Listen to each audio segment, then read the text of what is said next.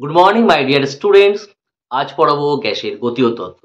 আর গ্যাসের গতীয় তত্ত্ব আজ হবে ডে 1। তো প্রথমে আলোচনা করব ব্রাউনীয় গতি নিয়ে। তো ব্রাউনীয় গতি কি? উদ্ভিদ বিজ্ঞানী রবার্ট ব্রাউন জলে পরাগরেণু মিশিয়ে শক্তিশালী অণুবীক্ষণ যন্ত্রের সাহায্যে পরাগ রেণুগুলির গতি লক্ষ্য করেন। তিনি দেখেন যে রেণুগুলি নিরবিচ্ছিন্নভাবে চারিদিকে ছোটাছুটি করছে। তো পরবর্তীকালে দেখা যায় যে তরল বা গ্যাসের মধ্যেও যদি পদার্থের সূক্ষ্ম সূক্ষ্ম কণা ভাসিয়ে দেওয়া যায়, তাহলে তারাও এরকম পরাগরেণুর মতোই অবিরাম অনিয়মিত গতিতে এর চারিদিকে ছোটাছুটি করে। তো তরল বা গ্যাসের মধ্যে এই ভাসন্ত সূক্ষ্ম সূক্ষ্ম কণার অবিরাম ও অনিয়মিত এই গতিকে ব্রাউনের নাম অনুসারে বলা হয় ব্রাউনীয় গতি। এবার চলে আসবো এই গতির বৈশিষ্ট্যগুলো নিয়ে। তাহলে চলে আসা যাক ব্রাউনীয় গতির বৈশিষ্ট্য নিয়ে আলোচনা। তো ব্রাউনীয় গতির বৈশিষ্ট্য কি? এই গতি কি হয়? চিরস্থায়ী হয়, নিরবিচ্ছিন্ন হয়, এলোমেলো হয়, স্বতঃস্ফূর্ত হয়। এই গতি পাত্রের নড়াচড়ার উপর নির্ভর করে না। এই গতি উষ্ণতার উপর নির্ভর করে। যদি উষ্ণতা বাড়ানো হয় তো ব্রাউনীয় গতি বেড়ে যায়। পদার্থের কণাগুলো যত সূক্ষ্ম হয় ব্রাউনীয় গতি তত বেড়ে যায়। যে তরলের মধ্যে আমরা পদার্থের সূক্ষ্ম সূক্ষ্ম কণা ভাসিয়ে দেব, সেই তরলে যদি সান্দ্রতা কম হয় তাহলেও ব্রাউনীয় গতি বেড়ে যায়। তাহলে কি কি বললাম? ব্রাউনীয় গতি চিরস্থায়ী, স্বতঃস্ফূর্ত, নিরবিচ্ছিন্ন। ব্রাউনীয় গতি পাত্রের নড়াচড়ার উপর নির্ভর করে না। ব্রাউনীয় গতি উষ্ণতার উপর নির্ভরশীল। উষ্ণতা বাড়লে ব্রাউনীয় গতি বেড়ে যায়। পদার্থের কণাগুলো যত সূক্ষ্ম হয় ব্রাউনীয় গতি তত বাড়ে। তরলের সান্দ্রতা যদি কম হয় সেক্ষেত্রেও ব্রাউনীয় গতিগুলো বৃদ্ধি পায়। এবার আসবো গ্যাসের গতীয় তত্ত্বের আলোচনা নিয়ে। তাহলে আসা যাক গ্যাসের গতীয় তত্ত্বের মূল স্বীকার্যগুলো নিয়ে আলোচনায়। তো গ্যাসের মূল তত্ত্বটা কি বলছে, মানে গতীয় তত্ত্বের মূল স্বীকার্যে কি বলছে? সকল গ্যাসই অসংখ্য অণুর সমষ্টি, অর্থাৎ সব গ্যাসই অনেকগুলো অণু নিয়ে গঠিত হয়। যদি গ্যাস একই রকম হয় তো অণুগুলো সব একই রকম থাকবে, আর ভিন্ন গ্যাস যদি হয় তাহলে তাদের ক্ষেত্রে অণুগুলো ভিন্ন রকম হবে। গ্যাস অণুগুলো বিন্দু ভরের মতো, অর্থাৎ আমরা একটা গ্যাস যদি রাখি কোনো পাত্রে, গ্যাস কিন্তু পুরো পাত্রে সমগ্র আয়তন জুড়ে থাকে। কিন্তু গ্যাস অণুগুলোর যদি আমি আলাদা করে আয়তন দেখি, তাহলে গ্যাস অণুগুলোর আয়তন সেই পাত্রের আয়তনের তুলনায় কিন্তু নগণ্য হবে। নাম্বার 3 বলছে গ্যাস অণুগুলি সর্বদাই গতিশীল। এরা কি হয়? র্যান্ডমলি এদিক ওদিক ছোটাছুটি করে। কখনো কখনো পাত্রের দেওয়ালের সঙ্গে ধাক্কা খায়, কখনো কখনো নিজেদের মধ্যে ধাক্কা খায়, এরকম র্যান্ডমলি ঘুরে বেড়াচ্ছে। গ্যাস অণুগুলি পরস্পরের সঙ্গে বা পাত্রের দেওয়ালের সাথে কোনো আকর্ষণ বা বিকর্ষণ বল অনুভব করে না। তো আমি কিন্তু গ্যাসের গতীয় তত্ত্বের আরো স্বীকার্য হয়, আমি কিন্তু বেসিক্যালি কয়েকটা ভালো দেখে স্বীকার্য এখানে তুলে ধরেছি। এছাড়া কিন্তু আরো স্বীকার্য রয়েছে। তো এবার আসি মুক্ত পথ।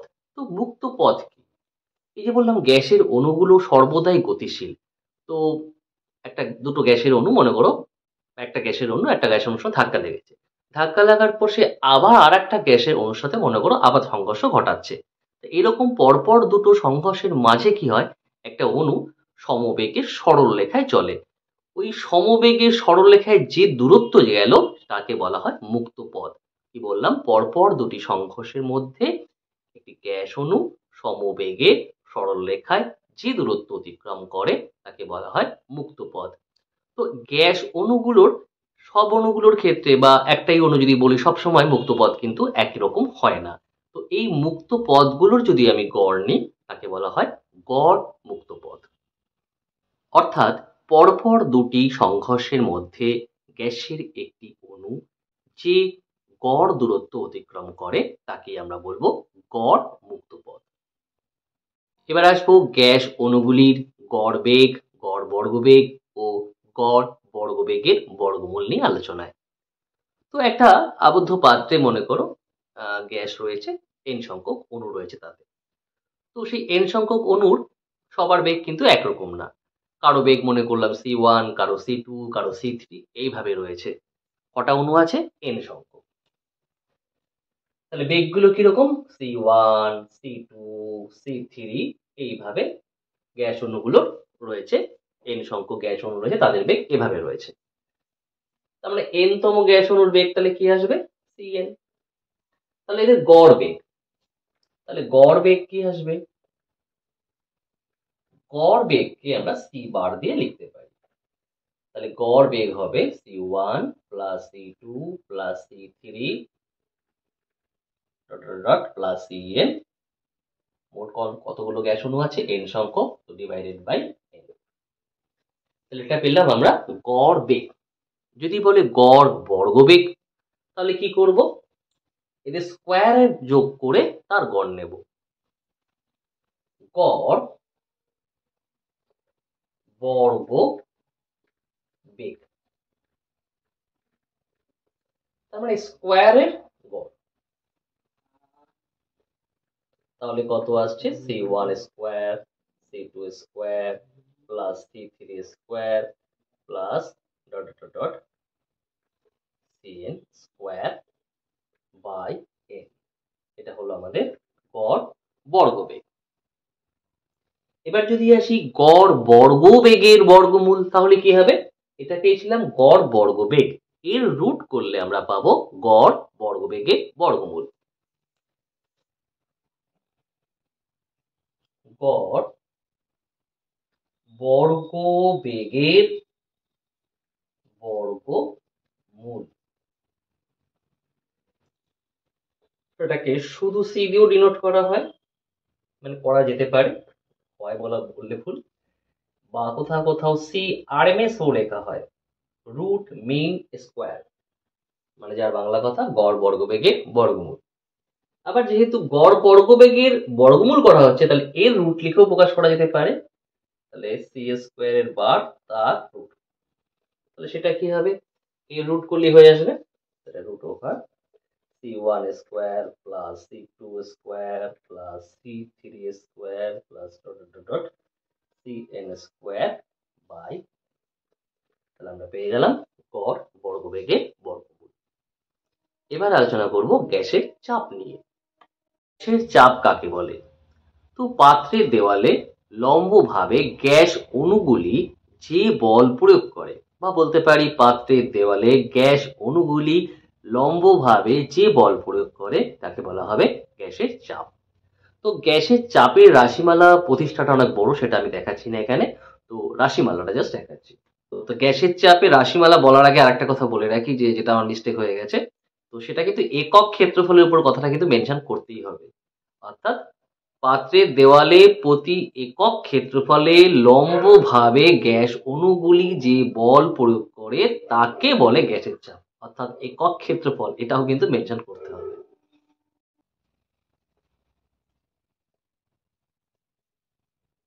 গ্যাসের চাপের রাশিমালা।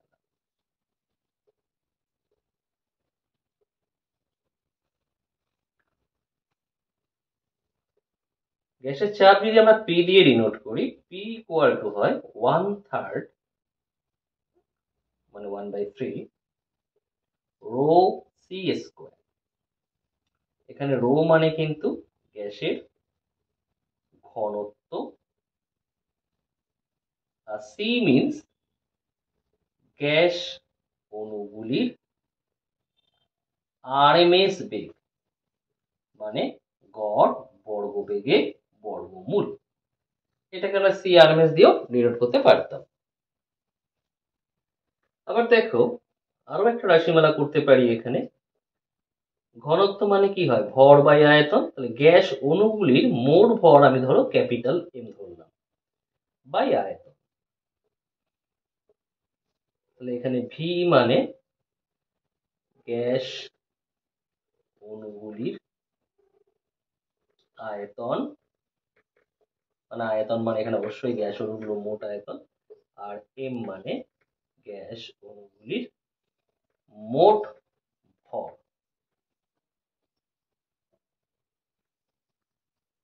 আচ্ছা, গ্যাসের অণুগুলো সংখ্যা যদি আমি n ধরি আর প্রত্যেকটা গ্যাস অণুর ভর যদি স্মল m ধরি, তাহলে একটা গ্যাস অণুর ভর কত বললাম? Small m। কটা অণু আছে? n খানা। তাহলে n খানা অণুর ভর কত হবে mn। আবার আমরা এখানে গ্যাস অণুর মোট ভর ধরেছি capital M, that means capital M equal to তাহলে কত আসছে mn। m মানে একটি অণুর ভর, n মানে অণুর সংখ্যা। তাহলে স্মল m এর জায়গায় লিখতে পারি mn। তাহলে এখানে স্মল m মানে গ্যাসের প্রতিটি অণুর ভর, গ্যাসের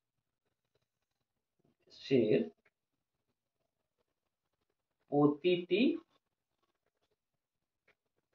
অণুর ভর, আর ক্যাপিটাল N গ্যাস অণুগুলির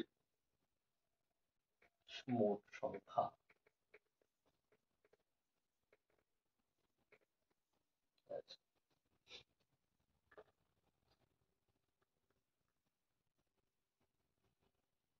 দেখো ভি আয়তনে n খানা অণু আছে, ভি আয়তনে গ্যাসের অণু আছে nটি। তাহলে একক আয়তনে অণু কত হবে n/v। এই একক আয়তনে অণুর সংখ্যাকে ডিনোট করলাম স্মল n দ্বারা। তাহলে n/v এর জায়গায় লিখতে পারি স্মল n। তাহলে স্মল n মানে কি বললাম, একক আয়তনে গ্যাস অণুর সংখ্যা।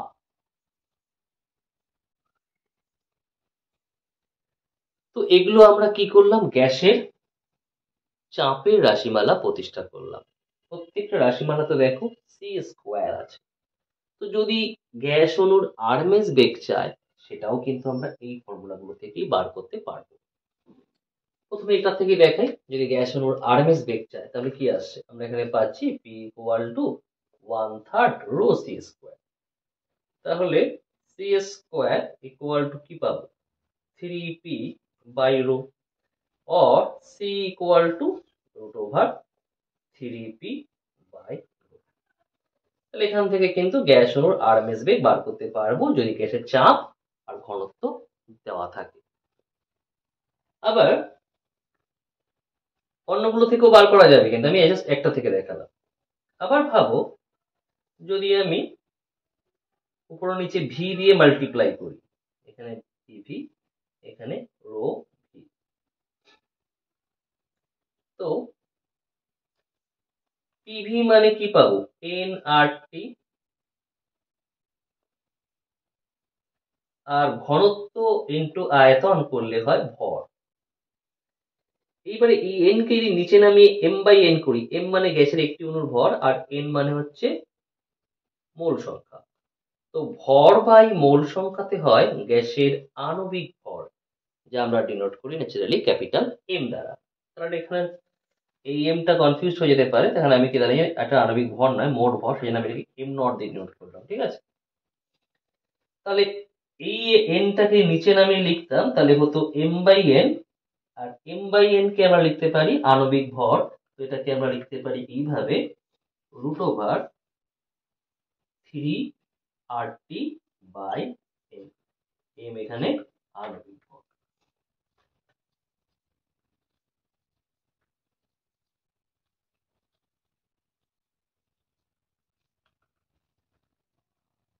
তাহলে এখানে c এর আরেকটা ফর্মুলা পেলাম আরএমএস বেগের √3RT/m।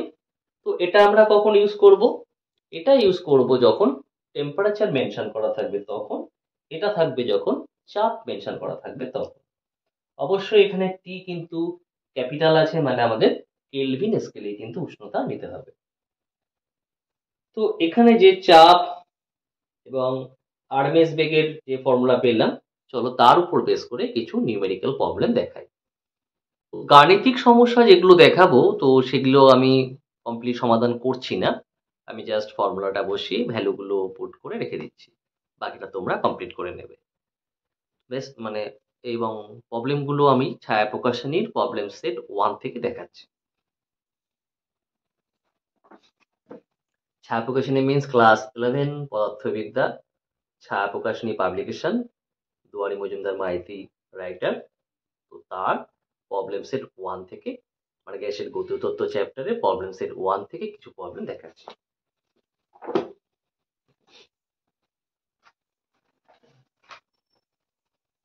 সেট 1 এর প্রথম যে অঙ্কটা আছে আমি একটু বলছি, লিখছি না, শুনে নেবে।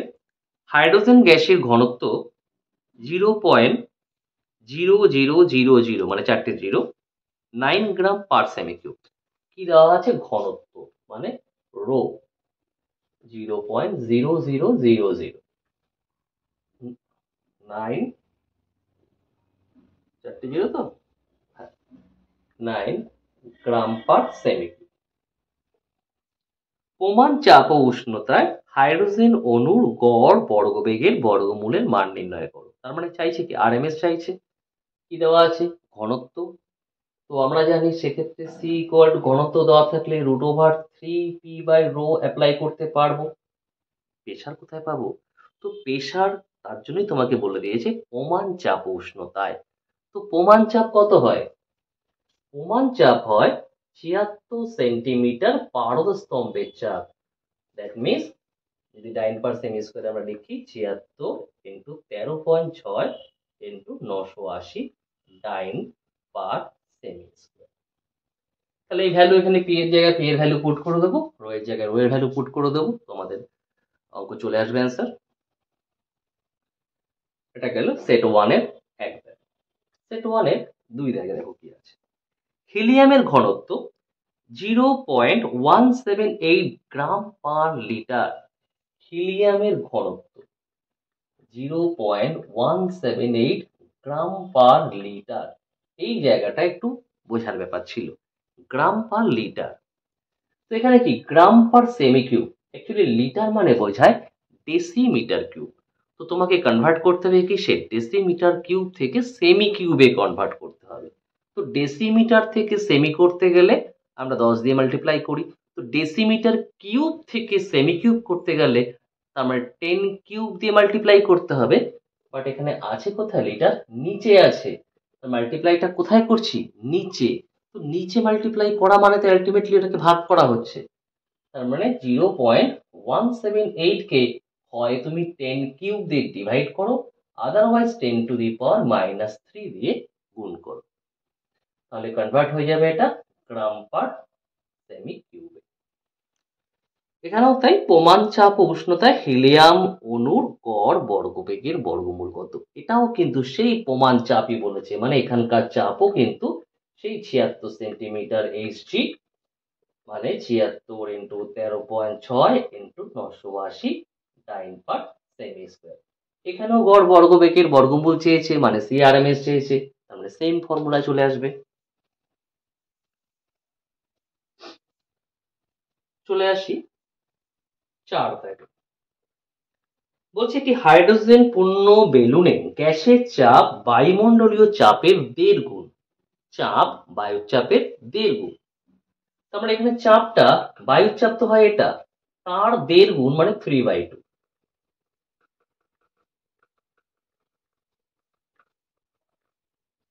এই চাপ পেয়ে গেল। ঘনত্ব দেওয়া আছে, ঘনত্ব বলছে কত? 83 গ্রাম পার মিটার কিউব। হাইড্রোজেন অণুর গড় বর্গবেগের বর্গমূল নির্ণয় করো। এখানেও কিন্তু সেই সেম ফর্মুলায় চলে আসবে, পি আর রো আছে, কিন্তু এখানেও আবার বিশেষত্ব কি আছে?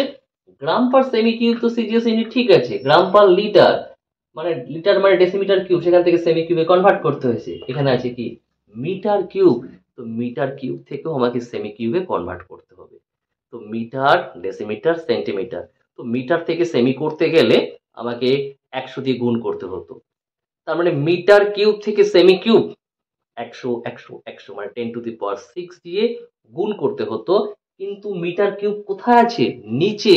তাহলে গুণটা কোথায় আসবে? নিচে, মানে আলটিমেটলি এটাকে 10⁶ দিয়ে ডিভাইড করতে হতো, যেহেতু পার আছে। তো 10⁶ দিয়ে ডিভাইড করা, 10⁻⁻6 দিয়ে গুণ করা একই ব্যাপার। তো আমি এটাকে 10⁻⁻6 দিয়ে গুণ করছি। ব্যাস, সেমি কিউব হয়ে গেল। এবার এই ফর্মুলা চলে আসবে। তো এইরকম ভাবে কিছু অঙ্ক ওখানে রয়েছে, এগুলো আমি c = 3p/ρ এর ফর্মুলাটা শো করলাম। কিছু অঙ্ক পেতে পারো সি কট রুট ওভার 3RT/mও হতে পারে। তাহলে আজকের ভিডিও এই পর্যন্তই। দেখা হচ্ছে আবার পরবর্তী ভিডিওতে, মানে দ্যাট মিনস ডে 2 তে।